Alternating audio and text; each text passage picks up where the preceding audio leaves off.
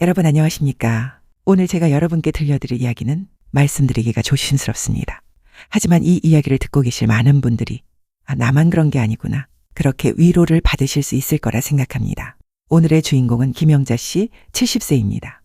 그런데 이분이 최근에 겪은 일은 솔직히 말씀드려서 충격적입니다. 70세 할머니가 결혼한 40대 남자에게 설레는 마음을 느꼈다는 겁니다. 에이, 그게 무슨 소리야? 70살 할머니가 무슨 연애야? 이렇게 생각하실 수도 있습니다. 하지만 들어보십시오. 이 할머니의 고백을. 저 미쳤나 봐요. 김영자 씨가 제일 먼저 하신 말씀입니다. 70살 먹은 할머니가 결혼한 남자한테 가슴이 두근거리고 밤에 잠이 안 오고 그 사람 생각만 하면 눈물이 나요. 이게 정상인가요? 제가 정신이 나간 건가요? 여러분, 이 할머니 정말 정신이 나간 걸까요? 아니면 우리가 모르는 무언가가 있는 걸까요? 이 이야기를 시작하기 전에 여러분께 한 가지 질문을 드리겠습니다. 여러분은 지금 외롭지 않으십니까? 옆에 배우자가 있어도, 자식이 있어도, 손주가 있어도 가슴 한편이 텅 빈 것 같은 기분 혹시 느끼신 적 없으십니까? 누군가 나를 꼭 안아주고 괜찮아요. 내가 있잖아요. 그렇게 말해줬으면 하는 마음 70살이 넘어서도 여전히 느끼지 않으십니까? 오늘 이야기는 바로 그 외로움에 관한 이야기입니다. 그리고 그 외로움을 이겨낸 한 여성의 이야기입니다. 그럼 지금부터 김영자 씨의 이야기를 들어보시겠습니다. 김영자 씨는 1954년생입니다. 올해 70세, 전라도 작은 시골 마을에서 태어나셨죠. 그런데 이분 태어날 때는 건강했습니다. 문제는 돌이 지나고 나서였습니다. 소아마비, 여러분도 아시죠? 우리 세대에는 참 흔한 병이었습니다. 백신도 없던 시절이었으니까요. 영자 씨는 왼쪽 다리를 못 쓰게 됐습니다. 학교 갈 때 애들이 놀렸어요. 절뚝발이 병신? 그런 소리 들으면서 컸죠. 근데 우리 부모님은 달랐어요. 넌 특별한 아이다. 하나님이 너한테 특별한 계획이 있으셔서 그러신 거다. 그렇게 말씀하셨어요. 그래서 영자 씨는 교회를 다니기 시작했습니다. 신앙이 큰 위로가 됐다고 합니다. 하지만 20살이 되니까 현실이 다가왔습니다. 결혼. 장애가 있으니 좋은 데는 못 간다는 걸 알았어요. 그냥 받아들였어요. 나 같은 사람을 받아줄 사람이 있으면 감사하지. 그런 마음이었죠. 그래서 아버지가 중매를 서줬습니다. 경상도 남자 김철수 씨. 말 수가 없는 사람이었어요, 완전히. 근데 성실하다 그러더라고요. 술 안 마시고 바람 안 피우고 그러면 됐다 싶었어요. 1974년 21살에 결혼했습니다. 여러분도 아시잖아요. 우리 때는 다 그랬어요. 연애? 그런 거 없었어요. 부모님이 정해주면 그냥 결혼하는 거였죠. 그렇게 50년을 살았습니다. 2 자녀를 낳아서 키웠습니다. 아들 하나, 딸 하나. 남편은 성실했습니다. 매일 출근했고 월급 갖다 줬고 술 안 마셨고 바람 안 폈습니다. 나쁜 남편은 아니었습니다. 그런데 영자 씨는 이렇게 말합니다. 행복했냐고요? 글쎄요. 불행하지는 않았어요. 근데 외로웠어요. 50년 내내 외로웠어요. 남편한테 속마음을 말한 적이 거의 없어요. 그 사람도 그랬고요. 우리는 그냥 같이 사는 사람들이었어요. 가족이었지만 친구는 아니었어요. 여러분 공감되십니까? 50년을 같이 살았는데 정작 속마음은 한 번도 나눈 적이 없다. 우리 세대 많은 부부가 그렇지 않습니까? 그러던 2014년이었습니다. 남편 철수 씨가 폐암 진단을 받았습니다. 3기 예후가 좋지 않았습니다. 처음엔 믿기지 않았어요. 50년을 같이 살았는데 그 사람 없는 삶을 상상할 수가 없더라고요. 말도 별로 안 하고 살았지만 그래도 그 사람이 내 인생이었으니까요. 영자 씨는 6년 동안 남편을 간병했습니다. 70대 초반의 몸으로, 장애를 가진 몸으로 하루도 쉬지 않고 병원과 집을 오가며 약을 챙기고 식사를 준비하고 밤새 기침하는 남편의 등을 쓸어내렸습니다. 힘들었어요. 정말 힘들었어요. 근데 안 할 수가 없더라고요. 50년을 산 사람인데. 여러분 중에도 배우자를 간병해 보신 분들 계시죠? 그게 얼마나 힘든지 아시죠? 젊은 사람도 힘든데 70 넘은 노인이 노인을 돌본다는 게 몸도 힘들지만 마음이 더 힘듭니다. 이 사람이 죽으면 나는 어떻게 되나? 나도 곧 이렇게 되는 건가? 그런 생각하면서 하루하루를 버티는 거죠. 그런데 2019년 신기한 일이 일어났습니다. 투병 5년 차, 말 수 없던 남편이 편지를 썼습니다. 여보, 50년 동안 정말 고마웠어. 나는 말을 잘 못하는 사람이라 평생 제대로 표현 못했지만 당신이 내 인생에서 가장 소중한 사람이었어. 당신이 없었으면 나는 사람 구실도 못했을 거요. 많이 아프고 힘들 텐데 끝까지 돌봐줘서 고맙소. 다음 생에 태어나면 그때는 당신을 더 잘 대할 거요. 사랑하오. 이 편지를 받고 화장실 가서 한참 울었어요. 50년 만에 처음으로 사랑한다는 말을 들었습니다. 그동안 내가 왜 이렇게 살았나 했는데 이 편지 한 장이 그 모든 걸 다 보상받은 것 같았어요. 하지만 행복은 오래가지 않았습니다. 2020년 초 코로나가 터졌습니다. 병원은 면회 금지, 영자 씨는 남편 곁에 갈 수조차 없었습니다. 전화로만 목소리를 들었어요. 여보, 괜찮소? 그 사람 목소리가 점점 약해지는 게 느껴졌어요. 간호사한테 빌었어요. 들어가고 싶어요, 제발. 근데 규정상 안 된다고. 그렇게 그 사람이 혼자 죽었어요. 임종도 못 지켜봤어요. 2020년 3월 김철수 씨는 71세의 나이로 세상을 떠났습니다. 코로나 때문에 장례식도 제대로 못 치렀습니다. 50년을 같이 산 사람을 손 한 번 못 잡아보고 보냈어요. 그게 제일 후회돼요. 남편이 죽고 나니까 영자 씨는 완전히 혼자가 됐습니다. 자식들은 있었습니다. 아들 하나, 딸 하나, 손주도 있었습니다. 하지만 애들은 바빠요, 당연히. 일주일에 한 번 전화해요. 엄마 잘 지내? 응, 잘 지내. 그게 다예요. 와서 같이 밥 먹고 그러는 건 명절 때나 가끔이고요. 혼자 먹는 밥, 혼자 보는 TV, 혼자 자는 밤. 하루 종일 제 목소리를 안 내는 날도 있어요. 말할 사람이 없으니까. 아침에 일어나서 잘 잤어? 밥 먹으면서 TV에서 이러던데. 이런 시시콜콜한 대화. 그게 없으니까 하루가 너무 길어요. 여러분, 외로움이 뭔지 아십니까? 배가 고픈 것도 아니고 몸이 아픈 것도 아닌데 가슴이 텅 빈 것 같고 숨이 막히는 것 같고 하루하루가 의미 없는 것 같은 그 기분. 그게 바로 외로움입니다. 영자 씨는 그렇게 3년을 보냈습니다. 살아있다와 살고 있다는 다른 것 같아요. 나는 그냥 살아있었던 것 같아요. 살고 있지는 않았던 것 같아요. 교회는 갔습니다. 하지만 코로나 이후로 예배도 온라인으로 바뀌었고 교인들과의 친교도 예전 같지 않았습니다. 교회 가면 사람들이 있긴 한데 다들 바쁘게 오고 가고 안녕하세요 인사하고 건강하세요 그러고 그게 다예요. 예전처럼 예배 끝나고 다 같이 식사하고 그러는 것도 없어졌어요. 가장 힘든 시간은 밤이었습니다. 밤에 불 끄고 누우면 옆에 아무도 없다는 게 실감나요. 내가 여기서 죽으면 누가 알까? 며칠 뒤에나 발견되는 거 아닐까? 그런 생각하다가 잠들어요. 어떤 날은 누군가 나를 안아줬으면 싶었어요. 그냥 꼭 안아주고 괜찮아, 내가 있어 그러는 사람. 70살 먹은 할머니가 이런 생각하는 게 창피하고 부끄럽지만 사람이 외로우면 그런가 봐요. 그러던 2023년 가을이었습니다. 영자 씨가 집에서 넘어졌습니다. 고관절이 손상됐습니다. 수술이 필요했습니다. 그리고 수술 후 최소 2개월 입원이 필요했습니다. 처음엔 자식들이 왔습니다. 아들이랑 딸이 번갈아 가면서 병문안 왔습니다. 엄마, 괜찮아? 수술 잘 될 거야. 그랬죠. 그런데 일주일쯤 지나니까 분위기가 달라졌습니다. 어느 날 영자 씨는 복도에서 자식들이 속닥거리는 소리를 들었습니다. 기본비가 생각보다 너무 많이 나와. 간병비까지 하면 한 달에 500만 원이 넘는데 2개월이면 1000만 원이 넘어. 우리가 그걸 어떻게 감당해? 그 소리를 들으면서 가슴이 무너지는 것 같았어요. 자식들이 병실에 들어왔습니다. 엄마, 저기 지금 계신 병실이 1인실이잖아요. 그거를 좀 6인실로 옮기면 어때요? 그러면 비용이 훨씬 줄어들어요. 6인실? 엄마, 우리도 형편이 어려워요. 애들 학원비, 집대출. 나도 회사에서 잘릴까봐 전전긍긍하는 상황이에요. 그때 영자 씨 머릿속에는 수십 년 전 기억들이 스쳐 지나갔다고 합니다. 애들 대학 보낼 때, 등록금 마련하려고 얼마나 고생했는지, 큰애 결혼할 때 전세금 보태준다고 본인 적금 깬 것, 작은 애 사업 시작한다고 할 때 남편이랑 모은 돈 빌려준 것. 그런데 지금 내가 아파서 병원에 누워 있는데 병원비가 부담된다고? 영자 씨는 6인실로 옮겼습니다. 밤낮으로 시끄러웠습니다. 누가 신음하고 누가 코 골고 보호자들은 큰 소리로 통화하고. 근데 그것보다 더 견딜 수 없었던 건 내가 이렇게까지 됐구나. 그 생각이었어요? 자식들의 병문안이 점점 뜸해졌습니다. 처음엔 일주일에 2-3번 오더니 한 번 오고 나중엔 2주에 한 번 전화로 엄마 괜찮아? 그러는데 괜찮을 리가 있나요? 근데 괜찮지 않다고 하면 애들이 부담스러워 할까봐 응? 괜찮아 그랬어요. 어느 날 밤 영자 씨는 화장실에서 혼자 울었습니다. 거울을 봤어요. 70살 할머니, 주름투성이 얼굴, 아픈 다리. 이게 나구나. 평생 열심히 살았는데 끝은 이거구나. 애들한테도 짐이고 세상에도 필요 없는 사람. 가슴이 답답했습니다. 숨이 안 쉬어졌습니다. 간호사한테 말했더니 화병 아니냐고 했답니다. 병, 억울하고 분하고 서러운 마음이 병이 되는 것. 맞는 것 같았어요. 나 그런 것 같았어요. 그때였습니다. 재활치료실에서 물리치료를 시작했습니다.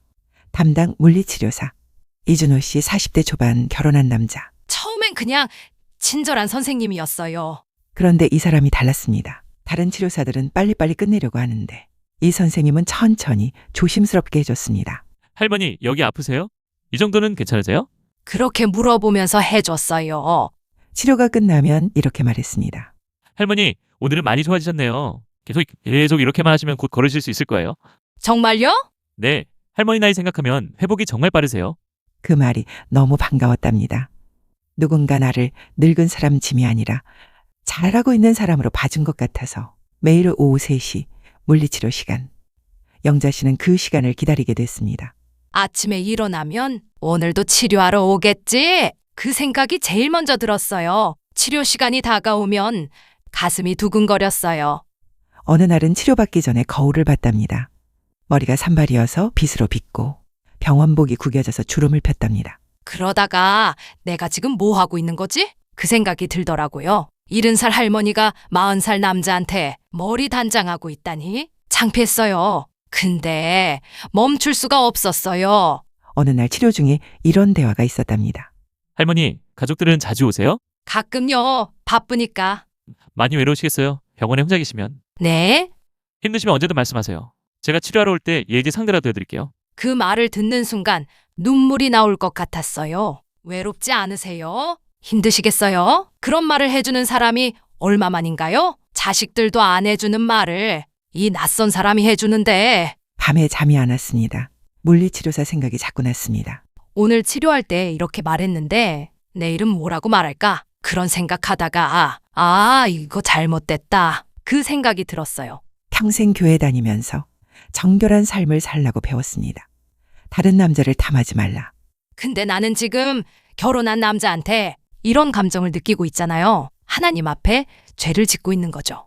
그런데도 그 감정은 멈추지 않았습니다. 2개월이 지났습니다. 퇴원할 날이 다가왔습니다. 영자 씨는 용기를 냈습니다. 마지막 치료가 끝나고 물리치료사에게 물었습니다. 선생님, 혹시 연락처를 받을 수 있을까요? 퇴원하면 혹시 연락해도 될까요? 물리치료사가 당황했습니다. 할머니, 그게 저는 환자분들과 개인적으로 연락하면 안 돼요. 병원 규정이. 그렇구나. 미안해요. 제가 철없이. 영자 씨는 급하게 자리를 떴습니다. 그때 죽고 싶었어요. 정말로. 내가 얼마나 한심한 사람인가. 40살 남자한테 연락처 달라고 하는 70살 할머니. 화장실 가서 한참 울었어요. 거울을 봤답니다. 추한 내 모습이 보였어요. 나는 왜 이러고 있을까? 내가 미쳤나? 며칠 후 치료 시간에 물리치료사가 찾아왔습니다. 할머니, 그날은 제가 너무 차갑게 말한 것 같아서 기분 나쁘셨다면 죄송해요. 아니에요. 제가 잘못 생각한 거죠. 할머니 마음은 이해해요. 병원에 오래 계시면 외로우시잖아요. 그리고 물리치료사가 말을 이었습니다. 할머니, 제가 감히 말씀드리자면 할머니는 외로우신 거예요. 저한테 그런 감정을 느끼신 게 아니라 누군가 할머니를 신경 써주고 챙겨주는 사람이 필요하신 거죠. 제가 봤을 때 할머니는 가족들과 대화가 필요하신 것 같아요. 그리고 혼자 계시지 마시고 사람들이 있는 곳에 나가보세요. 영자 씨는 그 말에 충격을 받았습니다. 40대 젊은 선생님이 저한테 그렇게 말해줬어요. 할머니는 외로우신 거예요. 그 말을 듣는 순간 뭔가 깨달은 것 같았어요. 내가 그 사람을 사랑한 게 아니라 그냥 외로웠던 거구나. 퇴원하는 날 물리치료사가 마지막으로 말했습니다. 할머니, 정말 많이 좋아지셨어요. 건강하시고요. 그리고 혼자 계시지 마세요. 잘하면 사람과 함께 있어야 해요. 감사합니다, 선생님. 저도 할머니 덕분에 많이 배웠어요. 제 어머니도 혼자 계신데 더 신경 써야겠다는 생각을 했거든요. 집에 돌아온 영자 씨. 물리치료사의 말이 계속 머릿속을 맴돌았습니다. 가족들과 대화가 필요하다. 영자 씨는 며칠을 고민했습니다. 그리고 용기를 냈습니다. 딸에게 전화를 걸었습니다. 얘야. 엄마 왜? 어디 아프세요? 아니, 그냥 얘야, 엄마가 미안하다. 그리고 고맙다. 엄마, 너희도 힘들었을 거 아니야. 애들 키우고 돈 벌고 살기 바쁜데 엄마가 너무 서운해했던 것 같아. 너희 입장은 생각 안 하고. 전화기 너머로 딸이 우는 소리가 들렸습니다. 엄마, 저희가 죄송해요. 저희도 엄마 걱정 많이 했어요. 근데 여유가 없었어요. 시간도 없고 돈도 없고 그래서 엄마한테 잘 못해드린 것 같아서 항상 미안했어요. 얘야, 엄마가 너한테 솔직히 말할게. 엄마, 요즘 너무 외로웠어. 하루 종일 말할 사람도 없고, 밤에 혼자 있으면 무섭기도 하고. 근데 너희한테 말하면 부담될까봐 그냥 참았어. 엄마, 이제는 솔직히 말할게. 가끔 엄마 외로우면 전화해도 돼? 그냥 통화만 좀 하자. 5분, 10분이라도. 엄마 당연하죠. 저희가 매일 전화할게요. 그리고 이번 주말에 애들 데리고 갈게요. 엄마, 우리 다시 시작해요. 제대로. 전화를 끊고 영자 씨는 한참을 울었습니다. 기쁜 눈물이었어요. 나도 말을 해야 하는구나. 외롭다고, 힘들다고 애들한테 말을 해야 하는구나. 그걸 깨달았어요. 그리고 며칠 후 아들과 딸이 손주들을 데리고 찾아왔습니다. 엄마, 우리 매주 올게요. 매주는 어렵더라도 2주에 한 번은 꼭. 아니야, 너희 바쁜데. 아니에요, 엄마. 우리가 바빠도 엄마 시간 내야죠.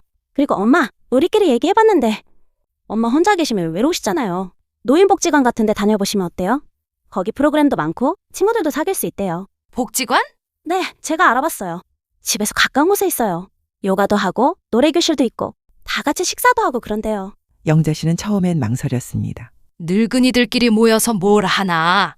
하지만 딸의 권유로 한번 가보기로 했습니다. 노인복지관에 처음 갔던 날, 영자 씨는 긴장했습니다. 낯선 사람들이 많았어요. 근데 다들 저처럼 혼자 사는 사람들이더라고요. 요가 수업에 참여했습니다. 선생님이 친절하게 가르쳐줬습니다. 천천히 하세요. 수업이 끝나고 옆에 있던 할머니가 말을 걸었습니다. 할머니, 오늘 처음 오셨어요? 네, 나도 처음엔 어색했는데 몇 번 오니까 좋더라고요. 같이 점심 먹을래요? 그렇게 영자 씨는 친구를 사귀기 시작했습니다. 탁순자 씨 68세, 순자 씨도 남편을 잃고 혼자 사는 사람이었습니다. 우리 둘이 금방 친해졌어요. 처지가 비슷하니까 남편 잃은 이야기, 자식들한테 서운한 이야기, 외로운 이야기, 그런 얘기들을 하다 보니까 아, 나만 그런 게 아니구나. 그게 위로가 됐어요. 순자 씨와는 복지관에서만 만나는 게 아니었습니다. 서로 전화도 하고 가끔 같이 시장도 가고 같이 밥도 먹었습니다. 어느 날 순자가 그러더라고요. 영자야, 우리 이제 친구다. 외로우면 언제든지 전화해. 그 말을 듣고 눈물이 났어요. 70살에 친구가 생겼어요. 복지관 안에서는 다양한 프로그램이 있었습니다. 노래교실, 그림교실, 스마트폰 교실. 영자 씨는 노래교실에 다니기 시작했습니다. 옛날 노래들을 부르는데 그게 참 좋더라고요. 다 같이 동백아가씨 부르고 황성예터 부르고 그러다 보면 시간이 어떻게 가는지 몰라요. 스마트폰 교실도 다녔습니다. 젊은 선생님이 와서 가르쳐 주는데 카톡하는 법, 사진 찍는 법, 그런 거. 나는 그동안 전화밖에 몰랐는데 이제는 애들한테 사진도 보내고 카톡으로 안부도 전하고 그래요. 어느 날 영자 씨는 복지관에서 찍은 사진을 딸에게 보냈습니다. 친구들과 함께 웃고 있는 사진. 딸이 답장을 보냈습니다. 엄마, 정말 좋아 보여요. 이렇게 웃는 엄마, 오랜만에 봐요. 정말 다행이에요. 그렇게 6개월이 지났습니다. 영자 씨의 삶은 완전히 달라졌습니다. 아침에 일어나면 더 이상 공허하지 않았습니다. 오늘은 복지관 가는 날이지? 순자한테 전화해야지. 저녁에 딸이 온대. 할 일이 생겼습니다. 기다려지는 일들이 생겼습니다. 어느 일요일 딸이 손주들을 데리고 왔습니다. 할머니, 7살 손주가 달려와서 안겼습니다. 할머니, 보고 싶었어요. 그래, 할머니도 보고 싶었어. 손주가 영자 씨 손을 잡고 말했습니다. 할머니 이제 웃어요. 예전엔 할머니 슬퍼 보였는데 이제는 웃어요. 그 말에 영자 씨는 깜짝 놀랐습니다. 그래? 응, 할머니 웃는 거 좋아요. 저녁 식사를 같이 하면서 딸이 물었습니다. 엄마, 요즘 어때요? 복지관 다니시니 괜찮으세요? 좋아, 정말 좋아. 친구들도 생기고 할 일도 생기고 예전에는 하루가 너무 길었는데 이제는 하루가 짧아. 엄마 행복해 보여요. 저도 정말 다행이에요. 영자 씨가 딸의 손을 잡았습니다. 얘야, 엄마가 미안했어. 그동안 너희한테 짐만 되려고 했던 것 같아. 근데 이제 알았어. 나도 내 인생을 살아야 하는구나. 너희한테만 기대지 말고 내가 내 인생을 채워야 하는구나. 엄마, 엄마 이제 괜찮아.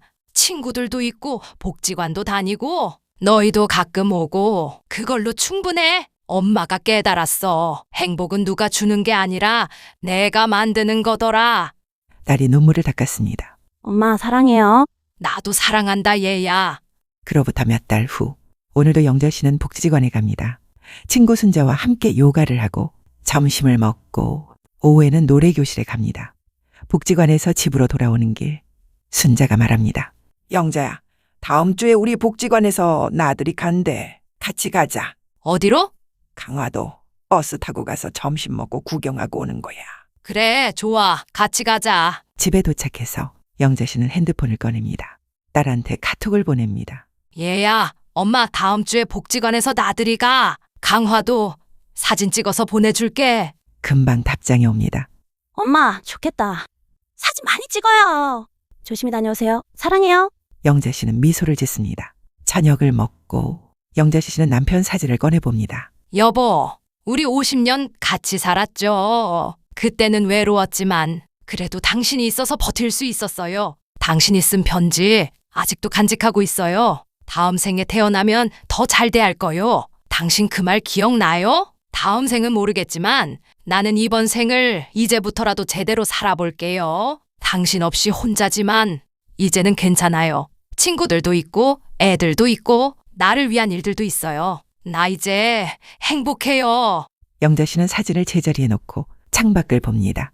저녁 노을이 아름답습니다. 그때 물리치료사 선생님이 내게 해준 말, 할머니는 외로우신 거예요. 사람은 사람과 함께 있어야 해요. 그 말이 내 인생을 바꿨어요. 나는 그 선생님을 사랑한 게 아니었어요. 그냥 외로웠던 거예요. 누군가 나를 신경 써주는 사람이 필요했던 거예요. 그걸 깨닫고 내 인생을 다시 시작했어요. 70살에 영자 씨는 다음날 일정을 확인합니다. 내일은 복지관에서 노래교실, 모레는 순자와 함께 시장 가기, 주말에는 딸이 손주들 데리고 오기. 할 일이 많네. 영자 씨는 미소를 지으며 잠자리에 듭니다. 여러분, 오늘 영자 씨의 이야기 어떠셨습니까? 처음에는 충격적이었을지도 모릅니다. 70살 할머니가 40대 남자에게 설렌다니. 하지만 들어보셨잖아요. 그게 사랑이 아니라 외로움이었다는 것을. 그게 잘못이 아니라 인간의 자연스러운 반응이었다는 것을. 영자 씨는 그 경험을 통해 깨달았습니다. 자신이 무엇을 원하는지, 자신에게 무엇이 필요한지, 그리고 용기를 냈습니다. 자식들에게 솔직하게 말하고 친구를 사귀고 새로운 활동을 시작하고 그 결과 70살에 새로운 인생을 시작했습니다. 진짜 행복을 찾았습니다. 여러분께도 묻고 싶습니다. 혹시 지금 외롭지 않으십니까? 혹시 지금 말 못할 고민을 혼자 끙끙 앓고 계시진 않으십니까? 그렇다면 기억하십시오. 외로움은 부끄러운 게 아닙니다. 나이 들어서도 사람이 그리운 건 자연스러운 일입니다. 혼자 끙끙 앓지 마시고 주변에 손을 내미십시오.